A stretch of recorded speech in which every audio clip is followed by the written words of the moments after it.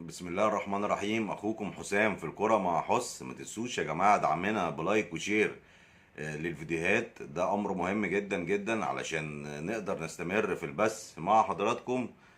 فلو تكرمتم لايك واشتراك في القناة لكل مشاهدين ومتابعين الفيديو.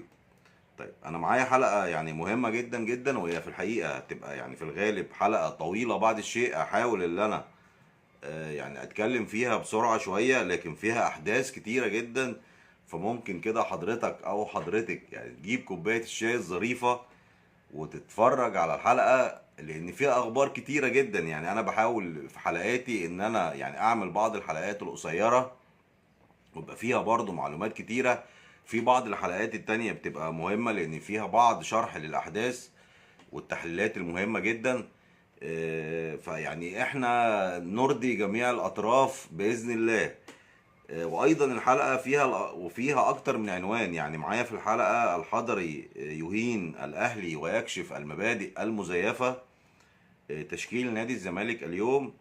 مفاجاه الزمالك لنهضه البركان. الشيبي يوجه ضربه موجعه لاتحاد الكوره. شوبير الواعظ.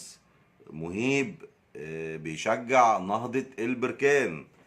يا رب ننول اعجابكم. وزي ما قلت لكم مهم جدا لو تكرمتم موضوع اللايك علشان يعني يبقى فيه انتعاشة للفيديوهات. طيب نخش معاكم كده في الاخبار على طول يا جماعة. الكابتن عصام الحضري يعني كان في حديث في صحيفة خليجية او على قناة خليجية. بيقول ان النادي الاهلي لما بيكون عايز لاعب بعينه بيجيبه. مش مهم ان هو يهين رموز النادي، يهين كل رموز نادي الاهلي. المبادئ ما بتتجزأش. طبعا يعني مش الواضح بس اللي هو يعني عشان امام عاشور. لا كمان ده فيه كهربا ومش فاكر مين تاني. المبادئ ما بتتجزأش. ويعني كان حديث في الحقيقة يعني طويل، انا اختصرته لكم. طبعا واضح يا جماعة ان يعني اللي زعلانين من انتقال امام عاشور للنادي الاهلي كتير جدا. يعني حد هيقول لي زملكاوية بس؟ لا، ده زملكاوية وايضا من قطاع كبير جدا داخل الاهلاوية. يعني رافضين فكرة اهانة النادي الاهلي. ورغم ذلك بتجيب لعيب زي امام عاشور. طبعا يعني عصام الحضري يا جماعة يعني هو اكيد كان نفسه ان هو يرجع النادي الاهلي. لكن تتذكروا طبعا هروبه بدون اذن النادي الاهلي ولعبه في نادي سيون السويسري. رغم ان هو كان متألق وكان في عز تألقه مع النادي الاهلي، فالنادي الاهلي لم يغفر له اخطائه.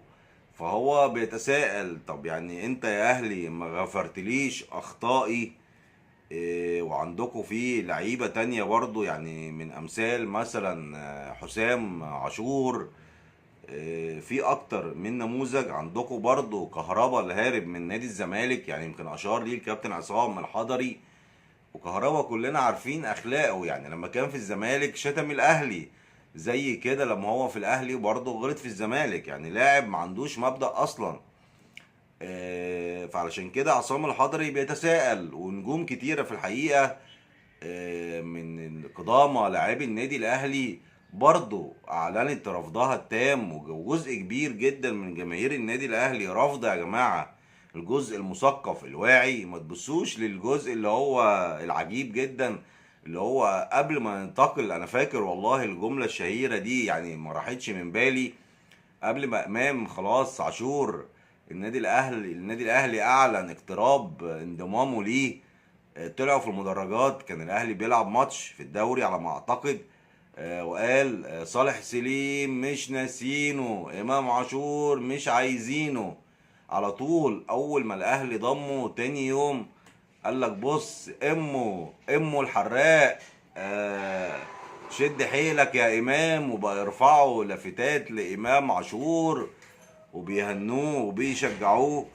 لا ده شيء يعني عجيب جدا. اذا الواحد يا جماعه معاش بمبادئ في حياته، امال هيعيش ازاي؟ يعني حتى بيقول لك الراجل كله والانسان كله عباره عن كلمه، عباره عن تصرف. انت مبدأك ايه في حياتك؟ ده كان شيء عجيب جدا. يعني انا عندكم مثلا لو في النادي الزمالك، انا اقدر اجزم لكم مليون في المية ان نادي الزمالك ما يقدرش يجيب لاعب اهانه او اهان رموزه. او في اي نادي كان تصرف عجيب جدا من ادارة النادي الاهلي عشان كده. وده على لسان الكابتن عصام الحضري يا جماعة، مش احنا بقى اللي بنتكلم. عشان ممكن حد يقول لك بص علشان انت زملكاوي، لا يا حبيبي، ما هو انت تبص حتى للي منك يا اخي. يقول لك بص للي مني على رأي الاغنية، واللي مني باعني او اللي مني جرحني. ده لعيبه مهمه جدا مرت على تاريخ النادي الاهلي، ومنهم كمان يعني زي كابتن ناصر همام، وكان الكابتن حسن حمدي برضو اعلن رفضه، ده الرئيس التاريخي السابق لنادي الاهلي. مجموعه كبيره جدا من النادي الاهلي، مش احنا بس اللي متضايقين من انتقال امام عاشور للنادي الاهلي. دي جزئيه علشان ما نطولش فيها مع حضراتكم ونخش في الجزئيات اللي بعد كده. الجزء التاني انا بتكلم فيه مع حضراتكم اللي هو تشكيل الزمالك. في الحقيقة يا جماعة في بس ملاحظة على ماتش امبارح، وانا برضو مش هطيل فيها في الشرح، على ماتش الزمالك والاسماعيلي. ضربة الجزاء اللي عملها رامي ربيعة، مش هو كان المفروض ياخد فيها انذار يا جماعة ولا انا بيتهيألي؟ طيب هو كان واخد انذار قبل كده. هل صعب اللي احنا نشوف لاعب يطرد؟ واديكوا شفتوا المباراة كانت رايحة وجاية، والمباراة كانت معرقبة قد ايه على النادي الاهلي. حتى النادي الاهلي كان هيخش فيه جون لولا في الحقيقة تألق مصطفى شوبير. كانت كورة مهمة جدا جدا، في يمكن في البلاس 90 كورة كانت هتبقى كرة التعادل للإسماعيلي. طب تخيلوا بقى لو كان رامي ربيعة اتطرد. يا جماعة بلاش من فضلكم، يعني احنا رقنا نشف. اللي يستاهل الطرد اطردوه، اللي يستاهل يعني الشنق اشنقوه، اللي يستاهل الانذار اديله انذار يا عم. هو في ايه؟ ما ينفعش بقى، يعني كفاية رقنا نشف من المجاملات، رقنا نشف من تبويظ وتدمير الكرة المصرية. والكلام ده يا جماعة والله ينطبق. يعني لو ماتش على الزمالك وحد قال لي ده يستاهل، هقول له ايوه يا فندم يستاهل. الكلام ده على الجميع. يعني انت عايز يبقى عندك كورة ناجحة في مصر، ولا عايز نادي بعينه لازم يكسب الدوري؟ هو الدوري ماركة مسجلة يا جماعة على النادي الاهلي.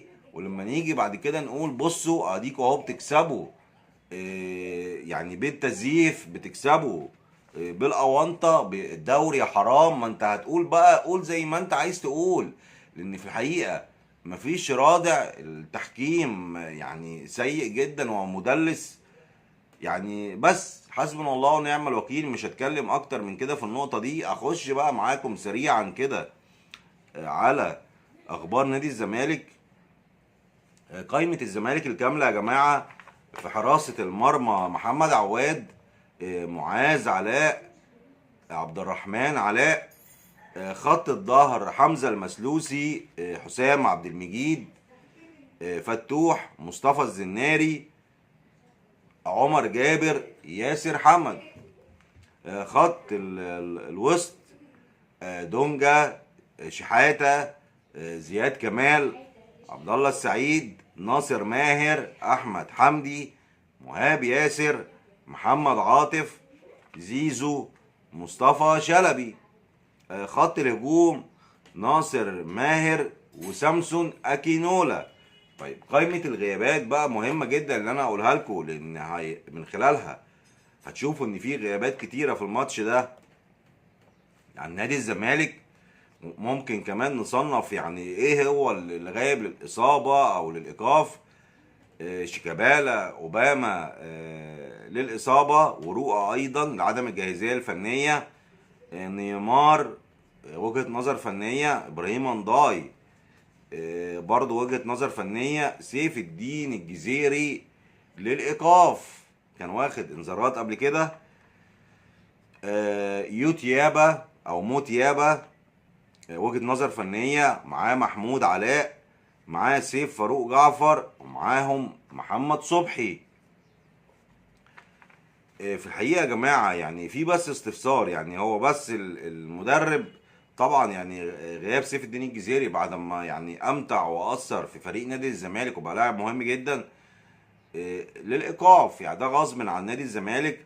ايضا موت يابا، طب حضرتك ليه يعني دخلته قبل كده مثلا في ماتش، في اكبر ماتش وما ادراكم ما ماتش الاهلي، وبعدين خرجته؟ ولكن نحترم وجهة نظر مستر جوزيه جوميز، وطالما يا جماعه المدرب بيكسب خلاص هترفع له القبعه لغايه ما نشوف بقى اداؤه ايه في الماتش، التحليل الفني للماتش ايه اللي نقدر نتكلم عليه، وبعدين نقدر نتكلم بقى على كل الغيابات، انت ليه دخلت ده او ما دخلتش ده. خبر سعيد من ضمن اخبار نادي الزمالك ان هو هيسافر ان شاء الله بطياره خاصه في ماتش الذهاب لنهضة البركان. ايضا يا جماعه من اخبار نادي الزمالك وده خبر غير سعيد، اسطوره الطايره الزملكاوي اللاعب رضا هيكل يعلن فسخ تعاقده بالتراضي، وقالوا كده لظروف شخصيه، واللاعب خارج مصر عشان يعني الناس تطمن ان هو مش هيلعب للنادي الاهلي.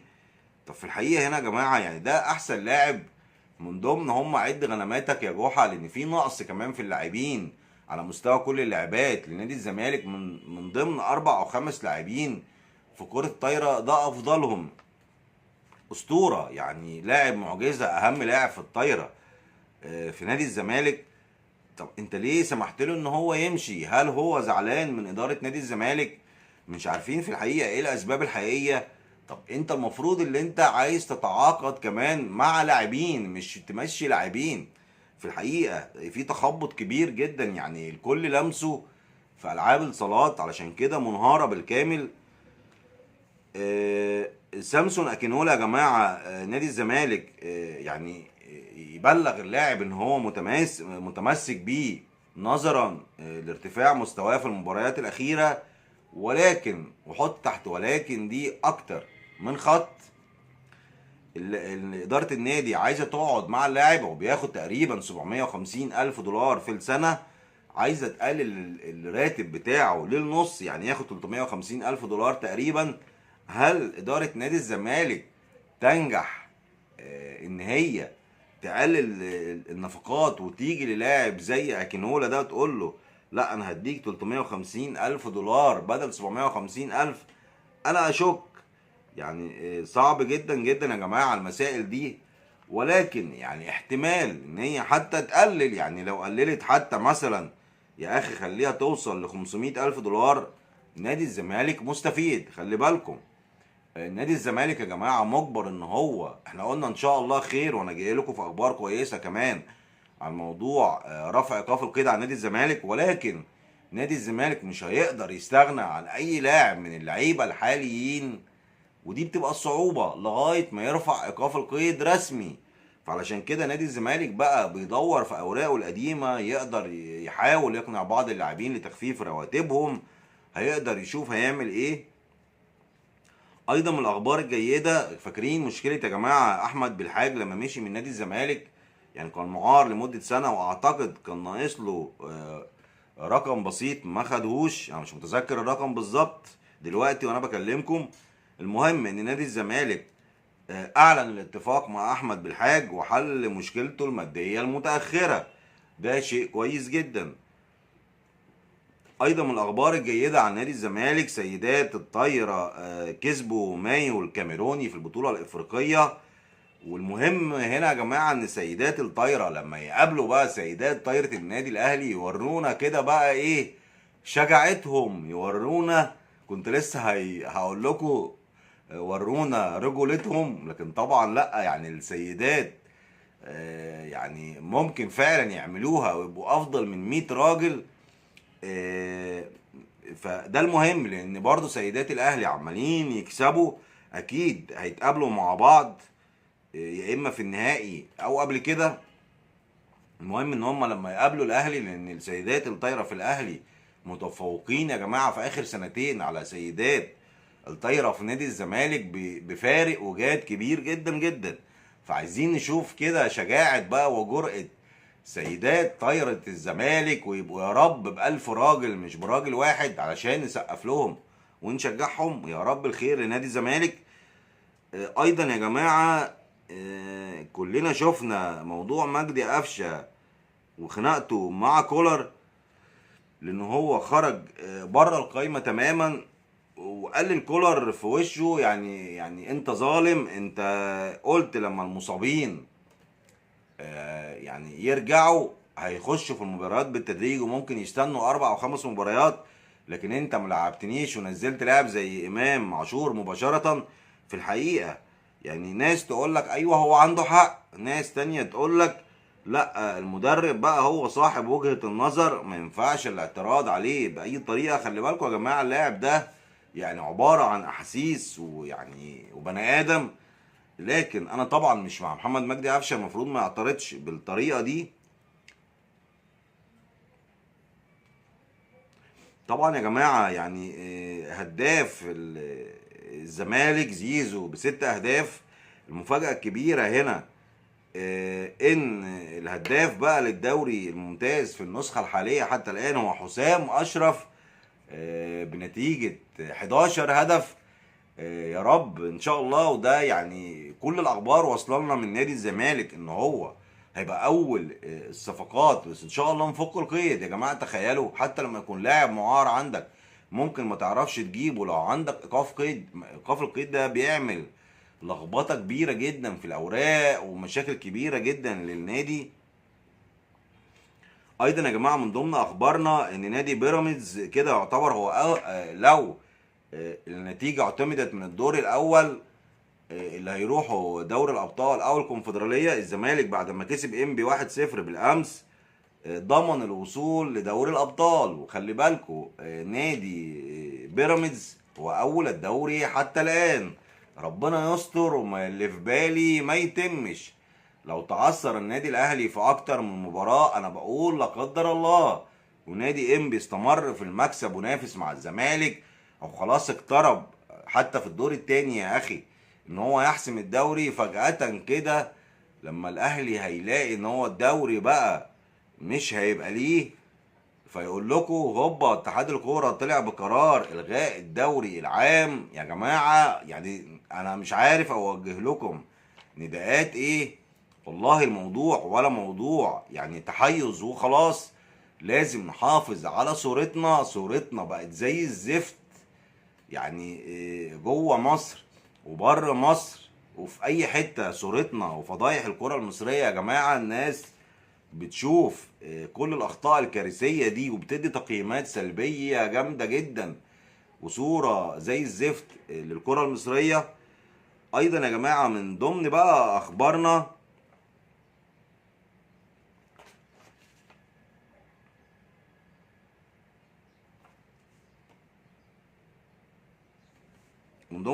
برضه يا جماعه تاجيلات الدوري.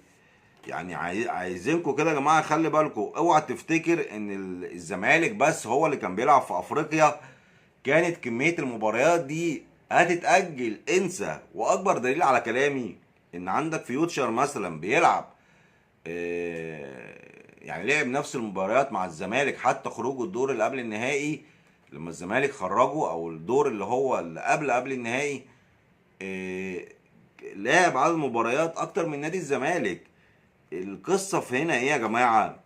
ان لا ان اتحاد الكوره اجل للزمالك خوفا من غضب جماهير الزمالك علشان تاجيلات الاهلي، لكن النادي الاهلي هو اللي متاجل له مباريات كتيره جدا جدا. وكل النقاد والاراء الصحفيه المحترمه كلها بلا اجماع يعني علقت وانتقدت الجزئيه دي تحديدا.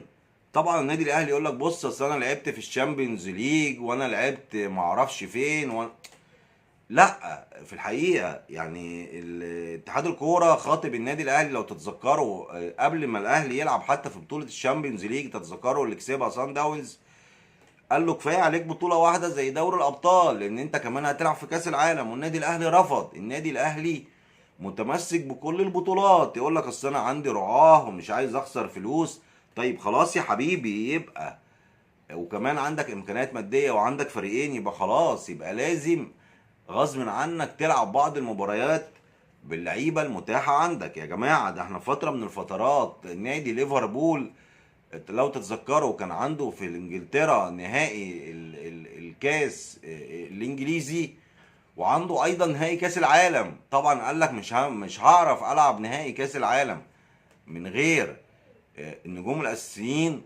كسبوا، كسب النهائي كاس العالم ولعب بالشباب نهائي كاس انجلترا وخسروا، لان هم كانوا الاثنين هيتلعبوا في نفس اليوم. والدوري الانجليزي او الاتحاد الكره الانجليزي رفض ان يبقى فيه تاجيل حتى يوم. شفتوا يا جماعه الناس بتفكر في مصلحه بلادها ازاي؟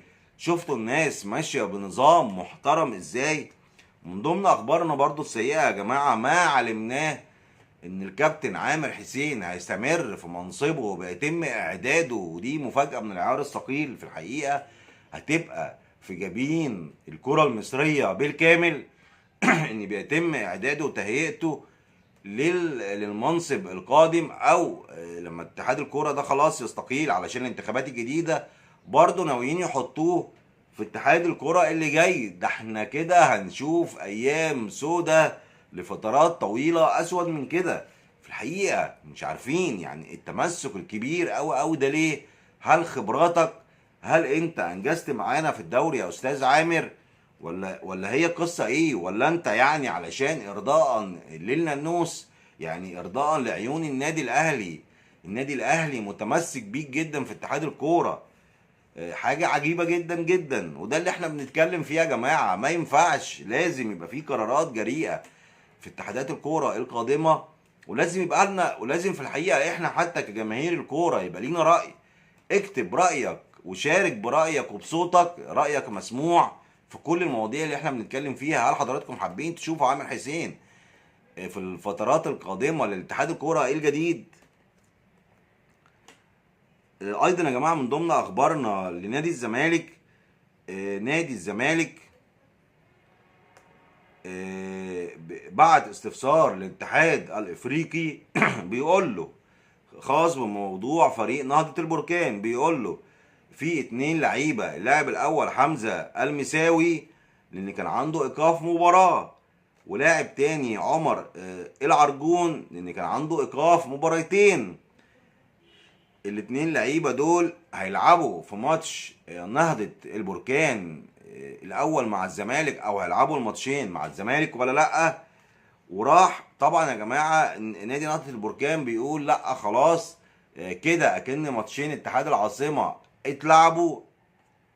طبعا هم ما اتلعبوش، حصل انسحاب من اتحاد العاصمه، وبيقول ان احقيته ان اللعيبه تتلعب. نادي الزمالك بعت امثله كتيره جدا ان كان فيها نفس الوقائع المشابهه، واللعيبه اتوقفت في الماتشات اللي بعدها ما لعبتش. طبعا يعني فوزي لقشع اللي هو عنده منصب مهم جدا في الاتحاد الافريقي لكرة القدم، وكان رئيس نهضة البركان سابقا، بيضغط بشدة على الاتحاد الافريقي علشان يخلي اللعيبة تلعب، لان الاتنين لعيبة وخصوصا عمر العرجون مهم جدا جدا بالنسبة لهم. هنشوف ايه اللي هيحصل. طبعا يا جماعة خير ما فعل نادي الزمالك ان هو يبعت استفسار مهم زي ده، بحيث كده يعمل كارت ارهاب للاتحاد الافريقي، يقول له بص خلي بالك، لا انا مصحصح وواعي، لان يعني كان ممكن يلعبوا بسهوله لو الزمالك ما ابداش اي استفسار او اي اعتراض.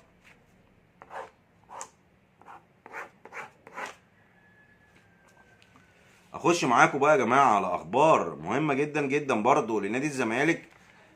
بالنسبه لخالد بوطيب محامي اللاعب متواصل مع نادي الزمالك، ويا رب يعني في كده تحسوا ان في انفراجه بعض الشيء او بعض التسريبات ان ممكن خالد بوطيب يقسط الغرامه.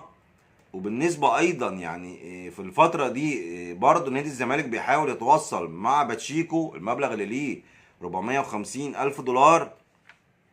وبعد كده يشوف بقى موضوع فرجاني ساسو، ولكن الاقرب خالد بوطيب، ومن بعده مباشره بات شيكو. ايضا يا جماعه من ضمن اخبارنا شوبير الواعظ ومهيب عبد الهادي بيشجع نهضه البركان. طلع علينا الاستاذ احمد شوبير في الراديو امبارح لمده نص ساعه وبيقول هو الناس ليه زعلانه كده ان الاهلي يكسب فريق مازيمبي، والناس ليه بتتكلم عن الهدف ان هو غير صحيح؟ ما كل الحكام طلعوا وقالوا ان الهدف صحيح. اولا يا كابتن شوبير، انت عارف كويس جدا ومتاكد، وفي بعض الحكام بقى الاخرين اذا كان بعض الحكام اقروا ان الهدف سليم نتيجه ان هم ما عندهمش غير الزاويه دي، او كانت بعد المباراه مباشره ما شافوش الزوايا الاخرى للهدف. لكن حضرتك متاكد مليون في الميه بما لا يدع مجال من الشك ان الهدف غير صحيح. تاني حاجه، شوبير بيقول يعني انتم مستكترين على الاهلي انه يفرح. والله يا كابتن شوبير احنا احترنا معاك، يعني انت مزدوج في الاراء. نفس الاراء دي، هل انت كنت مستكتر على نادي الزمالك انه يفرح لما انت طلعت وكنت انت برضه الفقيق الوحيد، وكل الناس قالت وكل الحكام قالت ان هدف الجزيري التاني في نادي الزمالك سليم، وانت اللي طلعت ضربت كرسي في الكلوب؟ وبرضه كان كل الحكام بيقولوا ان هو هدف صحيح. انا في الحقيقه يعني معرفش الكابتن شوبير يعني يقول لك ايه، اللي ما بيحسش من الغربال يبقى اعمى. بقى انت يا كابتن شوبير اللي عامل لنا واعظ، يعني واعظ ديني او واعظ اخلاقي يعني في كرة القدم. اوضاع غريبة جدا جدا وبتكيل باكتر من مكيال كعادتك يا كابتن شوبير. وده في الحقيقة يعني من مدعاة الهزار والضحك والكوميديا، بس كوميديا سودة ومهببة. ودعاة اللي انت يعني بتفقد مصداقيتك بالكامل عند جماهير نادي الزمالك على الاقل. مش عارف في الحقيقة مين اللي يسمع لناس يا جماعة مزدوجين في الاراء، ناس مدلسين للحقائق بالطريقة دي. ده كلام طلع علينا بقى كمان الكابتن مهيب عبد الهادي. تخيلوا بيكلم احد اداريين نهضة البركان بيقول لهم هو انتوا بعتوا اعتراض او بيان الاتحاد الافريقي بخصوص ان نادي الزمالك تخوفكم من نادي الزمالك بيلم الكور زي ما عمل في ماتش الاهلي؟ في الحقيقه مهيب عبد الهادي عايز ياخد ترند على حساب نادي الزمالك باي طريقه. يعني مهزله كبيره جدا جدا بيعملها مهيب عبد الهادي. وانا قلت لكم هو ماشي مع الاهلي طول الخط، بيجمل صورة الاهلي، عمره ما جاب اي اخبار الا بنسبة قليلة جدا عن النادي الاهلي، عمره ما فبرك اي اخبار ضد النادي الاهلي. بالعكس بيطلع يتغنى ويشيد بالنادي الاهلي، ودايما بيضرب في نادي الزمالك. هل في مثلا جريدة مغربية يا استاذ مهيب طلعت قالت الكلام ده؟ عشان كده انت بتوجه سؤالك، ما احنا عايزين نفهم يعني ايه عدم المهنية الصحفية دي. يعني انت بتوجه سؤالك لمسؤول في نهضة البركان، اذا كانوا هم اصلا الراجل يا جماعة ما فهمش حتى سؤاله، والناس ولا بعتوا اي اعتراضات للاتحاد الافريقي. الخطابات دي كانت خطابات مزيفة لو تتذكروا انا كلمتكم عنها، يعني حاجة ليها العجب. ايضا يا جماعة اكلمكم في اخر نقطة في الحقيقة معايا، اللي هي الشيبي يوجه ضربة موجعة لاتحاد الكورة. يا خلاصة يا جماعة موضوع محمد الشيبي طبعا اتحقق معاه الاسبوع اللي فات، وقال يعني اتحاد الكورة بيسأله. طبعا كان جايب مجموعة من المحامين المحترفين، يعني عارفين كده لما يقول لك دخل ومعه لفيف من المحامين او لفيف من القضاة، نفس القصة. الشيبي ما بيهزرش. كان سؤالهم انت ليه قدمت شكوى للمحاكم في واقعة رياضية؟ قال لهم انا ما قدمتش شكوى للمحاكم ولا حاجة. مين اللي قال كده؟ انا لجأت للنيابة. طبعا ده المحامين بيتكلموا عنه. انا لجأت للنيابة، النيابة العامة المصرية في الشق الجنائي، لان اللاعب قام بضرب وسب اللي هو حسين الشحات واعتداء بعد نهاية المباراة. ودي في القانون، في قانون لوائح الكرة، من حق اللاعب ان هو يذهب في الشق الجنائي. ايضا يا جماعة من ضمن يعني اسئلة اللجنة لمحمد الشيبي. طيب يعني هل انت يعني طبعا الشيبي برضو بيسترسل، بيقولوا طب انت ليه يعني عملت كده اساسا؟ قال لهم لان انا ما اخدتش حقي من حسين الشحات، ولا الحق الادبي ولا الحق المعنوي، وان العقوبات اللي طلعت عليه من اتحاد الكوره او من لجنه الانضباط او من لجنه المسابقات ساعتها كانت اللي برقصها برضو عامر حسين. دوروا عن اي لغز يا جماعه هتلاقوا عامر حسين وراه. خد مباريتين بس و20,000 جنيه. هل ده معناه يا جماعه ان اي لاعب ممكن بقى ينزل يكسر ال20 لاعب اللي بينزلوا ارض الاستاد ويسب لهم ويشتمهم ويعورهم بقى كمان، وياخد بقى على كل لاعب 20,000 جنيه؟ طبعا ده غير مقبول. اللاعب يا جماعة ومحامينه ضربوا مثل، واخر الامثلة ان كان في رئيس الاتحاد التركي لكرة القدم نزل بنفسه ضرب حكم، والراجل يعني خد عقوبات. خلي بالكوا ده خد عقوبات شديده جدا لدرجه ان هو اتوقف في الاتحاد التركي، ولكن كمان اتحبس، يعني خد عقوبه جنائيه. الانضباط يا جماعه حفظت التحقيق. المفترض ان القرار طلع اليومين اللي فاتوا دول. يا ترى ايه هو مضمون القرار؟ لسه محدش يعرف.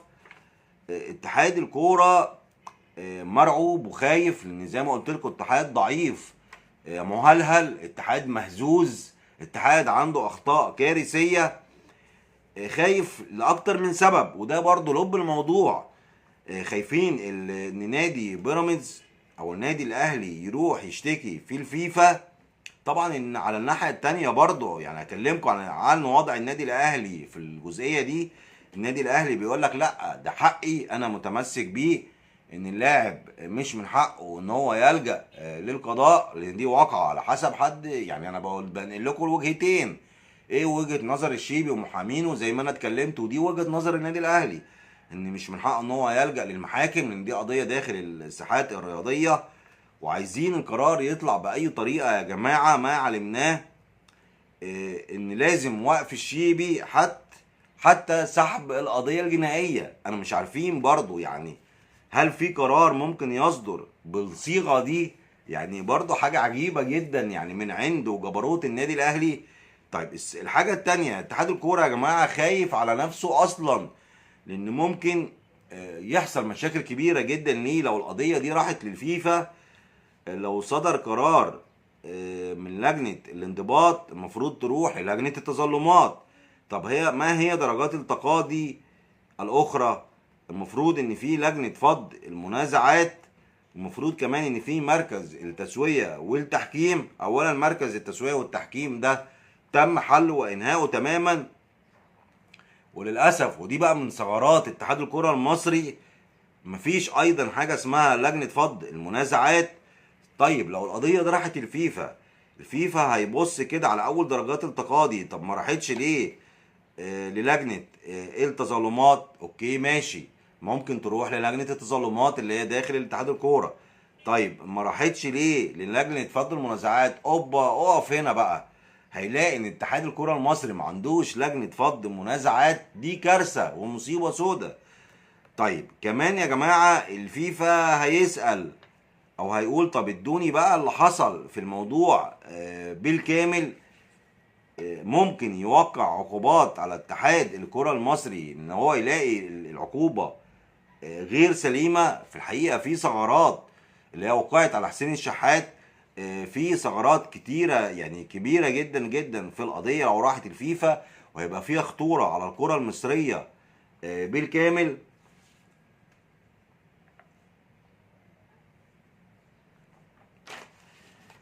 يا رب نكون وفقنا في حلقة النهاردة، واكون قدرت اغطي لكم كل الاخبار اللي انا طلعت بيها مع حضراتكم. ويا رب التوفيق لنادي الزمالك اليوم في ماتشه الساعة 7 مساء. بدعو حضراتكم بالتأكيد لمشاهدة المباراة. الزمالك إن شاء الله يبدع ويمتع ويستطيع أن يحسن مركزه في الدوري، وليه لأ ما ننافسش على بطولة الدوري زي ما بننافس كده. خلاص قرب الخطوة الأخيرة للحصول على لقب الكونفدرالية بعون الله، وإن شاء الله نقول يا رب يا رب كل التوفيق والخير لنادينا الملكي الحبيب. ما تنسوش يا جماعة تدعموا فيديوهاتنا بلايك وشير واشتراك في القناة، مهم جدا جدا. تحياتي لكم والسلام ختام.